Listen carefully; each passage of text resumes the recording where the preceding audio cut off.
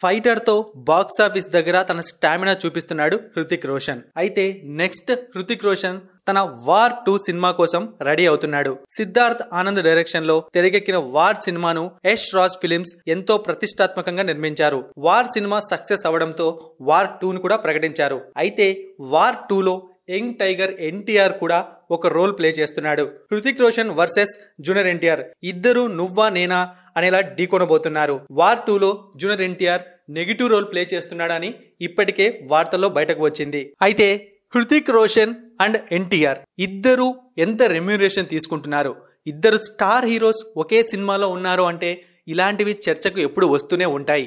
War cinema కోసం హృతిక్ రోషన్ 85 కోట్ల దాకా చార్జ్ చేశాడు. వార్ 2 కు ఇప్పుడు మరింతది పెరగబోతోంది. దాదాపుగా 100 కోట్ల వరకు హృతిక్ రోషన్ వార్ 2 కోసం తీసుకుంటున్నాడని ప్రచారం జరుగుతోంది. అంతేకాకుండా యష్ రాజ్ ఫిలిమ్స్ కూడా ఎటువంటి కండిషన్స్ లేకుండా ఈ మొత్తం ఇవ్వడానికి రెడీ అయిపోయింది.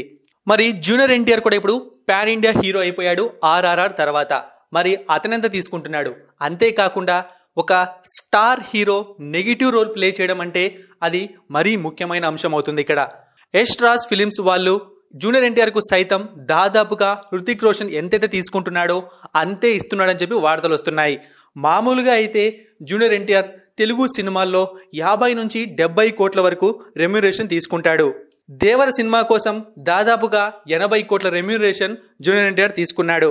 వార్ 2 కోసం జూనియర్ ఎన్టీఆర్ కు యష్ రాజ్ ఫిలిమ్స్ వాళ్ళు 80 నుంచి 100 కోట్లు ఆఫర్ చేస్తున్నట్లు తెలుస్తోంది.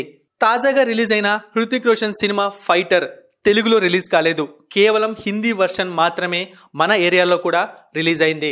అయితే ఇప్పుడు జూనియర్ ఎన్టీఆర్ ఈ సినిమాలో ఉంటాడు కాబట్టి ఇక తెలుగు వర్షన్ ని కూడా రిలీజ్ చేయాలి. జూనియర్ ఎన్టీఆర్ ఉన్నాడు అంటే తెలుగులో కూడా భారీ ఓపెనింగ్స్ వస్తాయి. ఆ కారణం చేతనే వాళ్ళు ఇలాంటి ప్లాన్ చేశారని తెలుస్తోంది. ఇక యష్ రాజ్ ఫిలిమ్స్ వాళ్ళు వార్ 2 ను భారీ బడ్జెట్ తో తెరకెక్కించబోతున్నారు. ఇప్పటికే ఈ సినిమా కోసం తన డేట్స్ ను కూడా ఇచ్చేశాడు జూనియర్ ఎన్టీఆర్.